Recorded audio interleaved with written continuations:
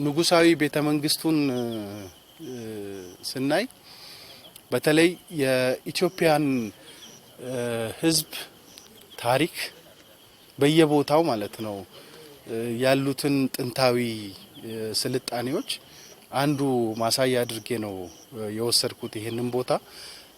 ይሄ ቦታ ኦልሞስት የንጉስ መቀመጫ ነው።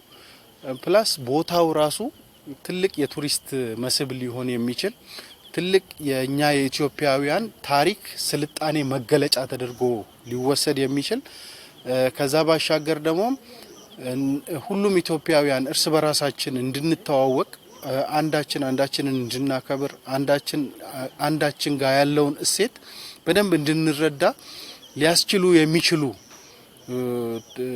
የቱሪስት መስህቦች መካከል አንዱ ተደርጎ ሊወሰድ ይችላል።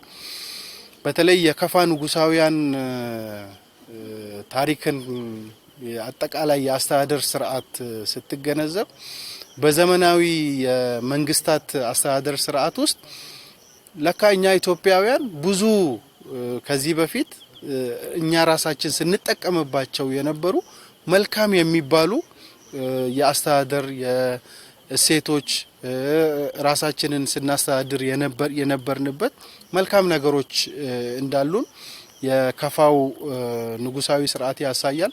ከዛ ባሻገር ደግሞ እዚህ ክልል ላይ እንደሰማነው ሀላላ ንጉስ ሀላላ ሌሎችም ንጉሳዊ ስርዓቶች አልፈንም የመጣ ነው የጅማ ንጉሳዊ ስርዓትም አጠቃላይ አንድ ላይ ምዕራቡ ላይ ያሉት እነዚህ የቱሪስት መስህቦች በዚህ በአሁኑ ሰዓት በዚህ መልኩ ትኩረት ተሰጥቷቸው እንዲለሙ ተደርጎ እንዲተዋወቁ መደረጋቸው አንደኛው ለኛ የኢትዮጵያውያን እሴቶች በደንብ ጎልተው እንዲወጡ ያደርጋል። አንደኛው ሁለተኛው እርስ በራሳችን እንድንተዋወቅ ገዢ ትርክት የምንለውን ኢትዮጵያዊ ትርክታችንን እንድንገነባ ትልቅ አስተዋጽኦ ይኖራል።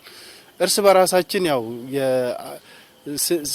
አንዱን እንድናቅ ከመርዳቱን ባሻገር ለጥናትና ምርምር ትልቅ መነሻ የሚሆን ከዛም ባሻገር ደግሞ ለሀገር ውስጥና ለውጭ ቱሪዝም ትልቅ አስተዋጽኦ ሊያበረከት የሚችል ስፍራ ሆኖ ነው ያገኘሁት።